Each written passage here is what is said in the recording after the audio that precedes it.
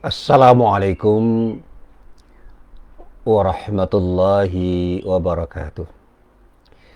Alhamdulillahilladzi khalaqal mauta wal hayata liyabluwakum ayyukum ahsanu amala. Asyhadu an la ilaha illallah wahdahu la syarikalah wa asyhadu anna Muhammadan abduhu wa rasuluh. Allahumma salli wa sallim ala nabiyyina Muhammad wa ala alihi wa sahbihi wa man wala, amma ba'd. Para jamaah yang dirahmati Allah, sekali lagi marilah kita ucapkan tahmid Alhamdulillah Rabbil Alamin untuk menunjukkan sikap syukur kita kepada Allah Subhanahu wa Ta'ala yang telah memberikan kenikmatan yang tidak terhingga kepada diri kita. Dan kita berdoa mudah-mudahan Allah senantiasa berkenan untuk menambah kenikmatan yang telah diberikan oleh Allah pada diri kita, dan pada akhirnya semua kenikmatan yang datang dari Allah ini benar-benar kita gunakan dalam rangka untuk beribadah kepada Allah Subhanahu wa Ta'ala. Para jamaah yang dirahmati Allah,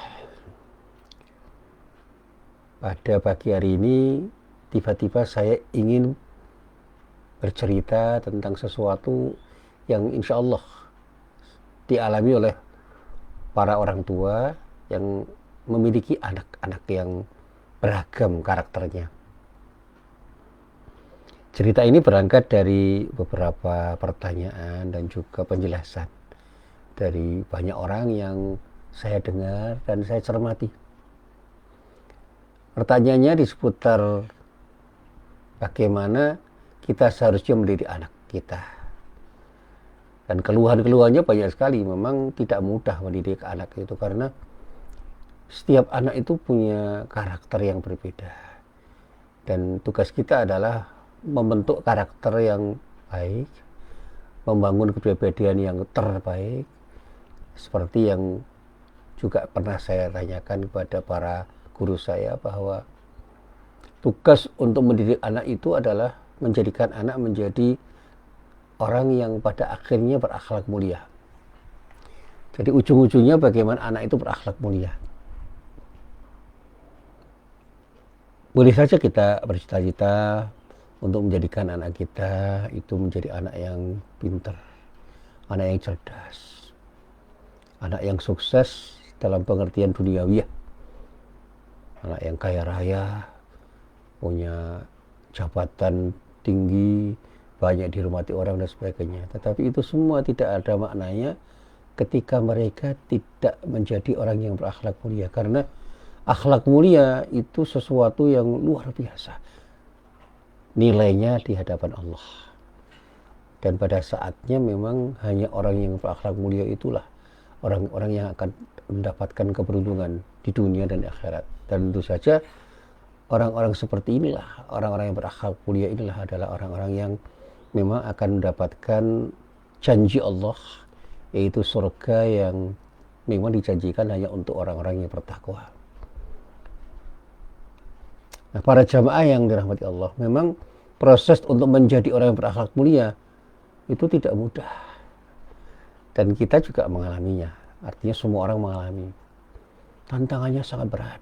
Baik tantangan yang berasal dari luar diri kita maupun tantangan yang berasal dari dalam diri kita. Berat sekali. Tetapi yang berat itu tidak harus kita hindari dan bahkan harus kita hadapi. Untuk kemudian kita lalui dengan cara yang terbaik sehingga kita berhasil meraih tujuan kita. Untuk menjadikan diri kita juga menjadi orang yang berakhlak mulia. Dan akhirnya kita juga bisa menjadi contoh terbaik bagi anak-anak kita. Dan anak-anak kita bisa mencontoh ayah ibunya ketika mereka ingin membangun akhlak mulia pada dirinya. Nah, para jamaah yang dirahmati Allah, ketika kita mendidik itu ada proses pendidikan yang luar biasa. Saya tidak usah cerita tentang teori pendidikan karena terlalu luas dan lama kalau saya harus ceritakan teorinya. Tetapi saya akan meringkas begini. Anak itu akan berkembang selaras dengan potensinya masing-masing. Tetapi potensi dasar yang dimiliki anak itu bisa dikemas demikian rupa untuk dikembangkan menjadi sesuatu yang memberi manfaat bagi dirinya dan orang lain, dan pada akhirnya akan bisa melahirkan sebuah tindakan yang insya Allah mendapatkan ridha Allah ketika anak itu diberi bekal untuk menjadi anak yang selalu ingin menjadi yang terbaik di sisi Allah. Saya ingat betapa ketika saya itu belajar tentang Luqman Al-Hakim. Saya baca buku tentang sejarah Luqman Al-Hakim. Jadi sejarah hidup Luqman Al-Hakim itu saya baca sampai tuntas, dan bahkan tidak hanya sekali saya baca, saya renungkan. Apa yang dikatakan Luqman pada anaknya itu luar biasa. Yang pertama kali dinasihatkan oleh Luqman pada anaknya itu adalah la tusyrik billah. Bagaimana anak itu harus menjaga dirinya agar tidak terjebak dalam tindakan syirik. Dan saya katakan tindakan syirik itu terjadi sebagai akibat dari cara berpikir yang salah. Saya masih ingat betul nasihat Pak Kunto Wijoyo, guru saya. Orang itu berbuat sesuatu berdasarkan cara berpikirnya. Mindset orang itu akan menentukan pertindakan orang. Sehingga kalau orang itu punya mindset yang baik, insya Allah tindakannya akan baik. Tantangan apapun dari luar dan dari dalam dirinya itu akan dia lewati karena apa? Mindsetnya sudah terbangun dengan baik. Nah, kalau bahasa yang sering saya kemukakan itu adalah bagaimana orang itu punya cara berpikir yang tepat untuk hanya berpikir bagaimana dia itu berbuat sesuatu karena Allah. Jadi kata lillah itu betul-betul menghunjam, melekat dalam hati orang. Sehingga apa yang kita lakukan itu bukan karena siapapun, tapi bukan sesuatu yang mudah untuk mengatakannya itu, apalagi membuktikannya di dalam tindakan. Kata lillah itu luar biasa. Semua dikerjakan karena Allah. Berkata-kata apapun karena Allah. Melakukan tindakan apapun karena Allah. Itu mudah sekali diucapkan kalau kita hanya mengucapkan secara lisan tanpa ada kesadaran yang ada di dalam hati. Tetapi ketika itu harus diucapkan dengan kesadaran penuh, berat. Apalagi ketika harus dilaksanakan dalam tindakan. Nah, kembali kepada apa yang saya sampaikan tadi, bahwa untuk mendidik anak itu perlu kesabaran yang luar biasa. Dan inilah yang dicontohkan oleh orang-orang soleh ketika kita belajar sejarah dan bagaimana juga para rasul itu mendidik anaknya. Orang mengatakan Nabi Nuh gagal. Bukan gagal. Nabi Nuh tidak gagal. Apa yang dialami Nabi Nuh itu sebagai ibrah. Ternyata seorang nabi pun tidak bisa menjadikan dirinya menjadi orang yang menentukan siapa anaknya, karena semua itu akan kita serahkan kepada Allah. Yang penting ada upaya. Ada anaknya yang salah satunya dikatakan bernama Kan'an. Bagaimana anak seorang nabi menjadi orang yang durhaka dan menjadi orang kafir. Ada nabi yang dikatakan gagal mendidik istrinya. Siapa? Nabi Lut. Bukan gagal dia. Dia tidak berhasil mengarahkan istrinya menjadi istri yang solehah karena godaan setan itu lebih kuat dibandingkan apa yang didakwahkan oleh Nabi Lut kepada istrinya. Dan Allah tidak berkenan memberikan hidayah kepada istri Nabi Lut, sehingga istri Nabi Lut itu dibinasakan oleh Allah dengan azab yang pedih. Demikian juga banyak cerita tentang istri-istri salihah yang meskipun suaminya itu adalah suami yang tolih, suami yang tidak saleh. Ya, cerita klasiknya ada pada Fir'aun. Istrinya yang bernama Asiyah itu istri yang salihah, meskipun dia harus menjadi korban dari kezaliman Fir'aun. Nah, kita mendambakan seorang istri mendambakan suami yang saleh, seorang suami mendambakan istri yang salihah, dan kita orang tua juga mendambakan anak-anak yang saleh, karena anak itu aset. Ketika kita berbicara tentang diri kita, ketika kita sudah meninggal, anak yang saleh itulah yang akan menjadi aset kita yang sangat berharga, karena pada saatnya orang-orang yang sudah meninggal itu akan terus mendapatkan pahala sebagai akibat dari kesalehan anaknya yang selalu berdoa untuk kedua orang tuanya. Di samping ilmu yang bermanfaat dan juga sedekah jariyah yang dia berikan sewaktu dia hidup di dunia. Nah, para jamaah yang dirahmati Allah, Saya ingin berangkat dari sebuah pernyataan. Guru-guru saya menyatakan anak itu adalah anugerah Allah Subhanahu wa Ta'ala. Tempat kita meneruskan cita-cita dan garis keturunan. Anak juga merupakan amanah, titipan harta paling berharga yang harus dijaga, harus dirawat, harus dididik agar menjadi penyujuk hati, yang seringkali disebut dengan qurrata ayun. Nah, tetapi dalam persoalan ini kita tidak dengan mudah untuk menjadikan anak itu menjadi penyujuk hati. Ada proses yang luar biasa ketika kita harus mendidik anak. Ada dua nabi yang sering disebut di dalam sejarah pendidikan anak dan bagaimana keduanya itu menyikapi kelahiran anak itu dengan sikap yang terbaik. Kita harus meneladani sikap Nabi Zakaria alaihissalam dan Nabi Ibrahim alaihissalam. Kedua nabi ini senantiasa berdoa kepada Allah untuk anak-anaknya dan juga untuk keluarganya pada umumnya. Karena keduanya itu sadar bahwa semuanya itu akan ditentukan oleh Allah. Jadi takdir Allah yang menentukan. Sehingga kalau kita membaca misalnya di dalam Al-Quran, surah Al-Furqan ayat 74, di dalam ayat itu Allah berfirman, A'udzu billahi minasyaitonir rajim, walladzina yaquluna rabbana hab lana min azwajina wa dzurriyyatina qurrata a'yun waj'alna lil muttaqina imama. Dan orang-orang yang berkata, ya Tuhan kami, anugerahkan kepada kami istri-istri kami dan keturunan kami sebagai penyenang hati, penyejuk hati diri kami, dan jadikanlah kami imam bagi orang-orang yang bertakwa. Jadi Nabi Zakaria dan Nabi Ibrahim itu mengucapkan doa itu juga. Dan doa-doa itu banyak sekali. Bisa kita kembangkan di doa yang tidak harus diucapkan dalam bahasa Arab. Meskipun kata para ulama kalau diucapkan apa adanya itu lebih utama. Tetapi kalau kita tidak bisa mengucapkannya di dalam bahasa Arab, kita juga bisa mengucapkan di dalam bahasa kita. Yang penting ada kesadaran bahwa kita ini bergantung pada Allah. Dan berdoalah kepada Allah agar kalau kita punya istri sebagai suami, kita berdoa kepada Allah agar istri-istri kita itu benar-benar jadi istri yang salihah.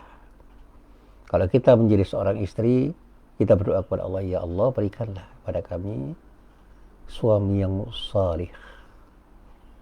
Dan ketika kita punya keturunan anak-anak, ya doa kita, ya Allah berikanlah kami anak-anak yang salih, yang pada saatnya akan menjadi qurrata ayun, penyejuk hati. Dan permohonan kita selanjutnya, ya Allah jadikanlah kami ini imam bagi orang-orang yang bertakwa.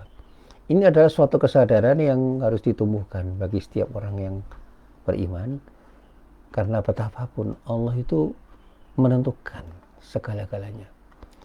Dan kita tidak boleh sombong bahwa ketika kita itu punya sesuatu, kita akan bisa berbuat semau kita. Tidak ada kemungkinan kita berbuat semau kita, karena semua akan bergantung pada keizinan Allah. Ridho Allah itu terlalu penting dan tidak mungkin kita abaikan. Saya banyak diceritai oleh guru-guru saya. Banyak orang yang seharusnya menjadi orang sukses, tapi tidak sukses karena apa? Karena dia sombong. Tapi banyak orang yang menurut perhitungan orang itu tidak akan menjadi apapun karena dia tidak punya apa-apa, kecuali karena dia ingin selalu menjadi yang terbaik dengan doa-doanya, dan dia berikhtiar sekuat kemampuan dia untuk menjadi yang terbaik. Dan Allah ridho, sehingga Allah melapangkan jalan kepada dirinya untuk menjadi orang-orang yang berhasil meraih sesuatu yang betul-betul mereka harapkan. Saya pernah bercerita tentang orang-orang sukses yang dulu menjadi orang-orang yang terpinggirkan, atau bahkan dalam istilah yang lebih tegas dipinggirkan oleh banyak orang. Tapi qadarullah, atas dasar kehendak Allah, Semua berjalan sebegitu rupa dan orang seringkali tidak berhitung bahwa Allah punya cara yang terbaik untuk menjadikan orang itu bisa melewati jalan yang lapang untuk mendapatkan sesuatu yang didambakannya. Dan ini yang seringkali tidak disadari oleh orang. Bahkan ketika saya itu punya masalah yang seberat apapun, saya hanya bisa berdoa kepada Allah. Ya Allah, berikanlah saya kekuatan untuk menghadapi masalah ini. Saya tidak pernah menyesal punya masalah seberat apapun. Karena saya yakin Engkau benar-benar tahu apa yang terbaik untuk diri saya, termasuk ketika memberikan masalah yang berat bagi diri saya, seberat apapun masalah itu ketika saya hadapi. Dan insya Allah semua akan ada solusinya, karena Engkau lah zat yang akan memberikan solusi terhadap masalah hamba-hambamu, seberat apapun masalah itu. Dan saya yakin dengan seyakin-yakinnya, hakul yakin, dengan ayat yang menyatakan wa may yattaqillaha yaj'al lahu makhraja. Asal kita itu bertakwa kepada Allah, selalu ada solusi terhadap masalah yang kita hadapi, dan Allah yang akan memberi solusi pada diri kita. Dan pengalaman hidup saya mengatakan begitu.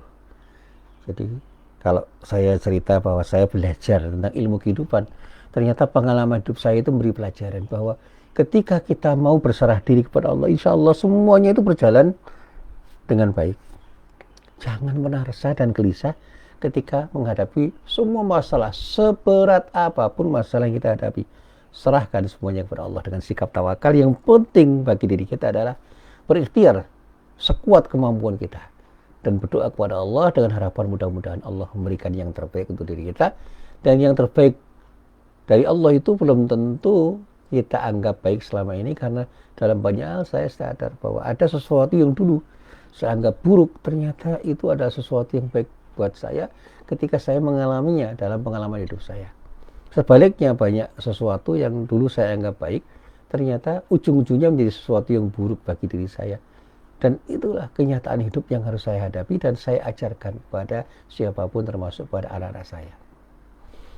Nah, apakah anak saya mau mendengar, mau mengerti, mau melakukan apapun yang seharusnya mereka lakukan, itu persoalan lain. Karena semuanya sudah serahkan pada Allah. Yang penting saya berdakwah, termasuk pada pagi hari ini. Yang penting saya bisa menyampaikan apa yang baik, apa yang benar menurut diri saya. Dan saya yakin betul ini adalah sesuatu yang baik dan benar untuk saya sampaikan pada semua orang yang mau mendengar. Tidak didengar juga tidak apa-apa. Tidak diperhatikan juga tidak apa-apa. Karena saya tidak mungkin memaksakan kehendak pada semua orang untuk mendengar apapun yang saya katakan. Apapun yang saya katakan boleh saja tidak didengar, dan mungkin tidak akan didengar semua orang, tidak ada masalah. Apalagi saya harus sadar siapa diri saya. Saya bukan siapa-siapa, sehingga ketika orang meremehkan diri saya itu sunnatullah, artinya sesuatu yang wajar untuk saya terima, karena saya memang bukan siapa-siapa. Tetapi yang penting saya harus punya kesadaran untuk menjadikan diri saya menjadi orang yang mau berbagi, dan pada saatnya insya Allah dengan niat yang baik Allah akan meridhoi apa yang saya lakukan. Nah, para jamaah yang dirahmati Allah, terkait dengan pendidikan anak, memang banyak hal yang seringkali dikeluhkan oleh orang. Setelah kita ini diberi amanah oleh Allah dengan anak-anak kita, yang terjadi adalah keluhan-keluhan. Kita seringkali mengeluh. Dan itu adalah wujud ketidaksyukuran kita kepada Allah. Sebagai orang bersyukur, jangan pernah mengeluh. Apapun masalah yang kita hadapi ketika mendidik anak, itu adalah tantangan kehidupan yang harus kita hadapi. Berhentilah untuk mengeluh. Kita harus punya kesabaran prima untuk melakukan proses pendidikan pada anak kita. Seberat apapun proses itu. Jangan pernah berhenti bersyukur untuk menyatakan Alhamdulillah. Sebagaimana yang juga dinyatakan oleh Nabi Ibrahim alaihissalam. Di masa tuanya tidak berhenti dia bersyukur.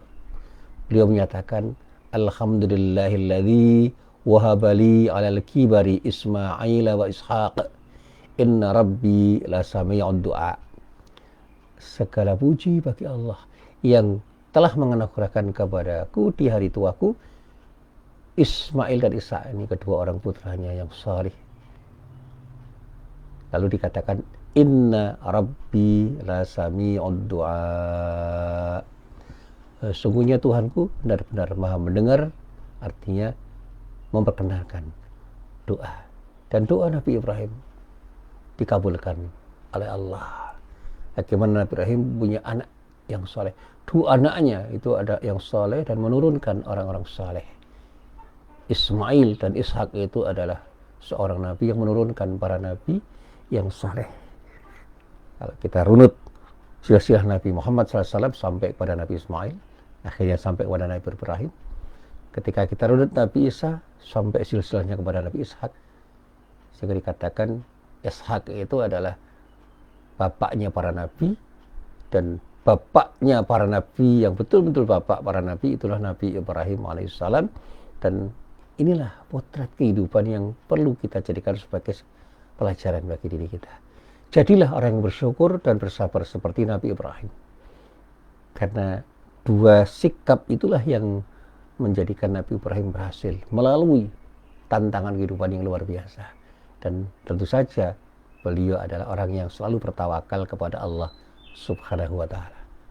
Bersyukur ketika mendapatkan nikmat, bersabar ketika berproses untuk meraih sesuatu yang terbaik dari Allah, dan pada saatnya bertawakal kepada Allah.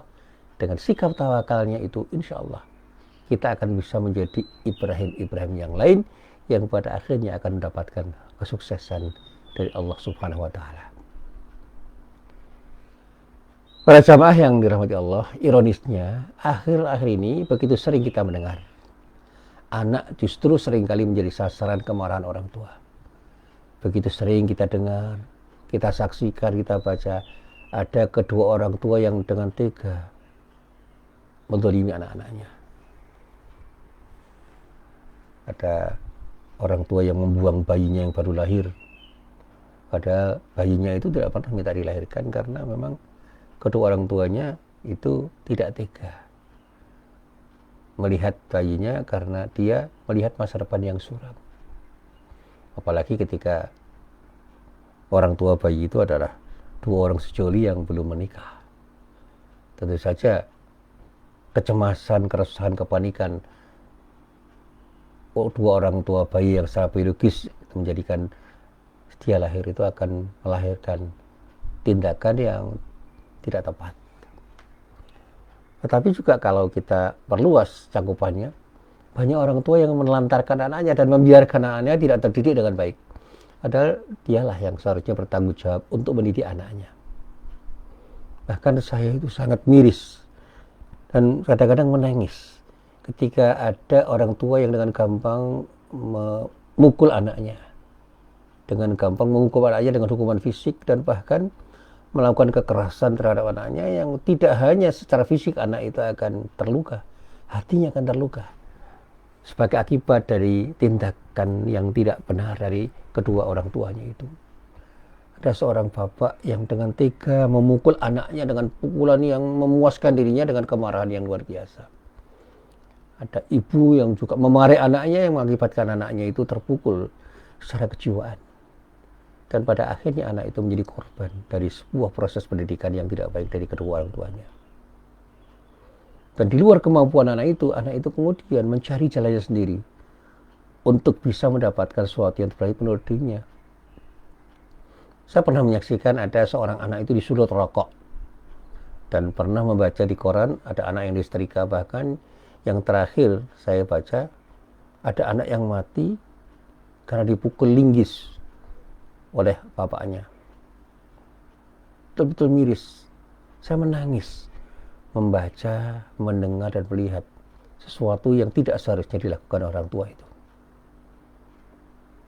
Di sisi lain ada juga orang tua yang menjadikan anaknya sebagai barang rebutan karena ada proses perceraian yang mengakibatkan anak itu menjadi korban dari perceraian kedua orang tuanya.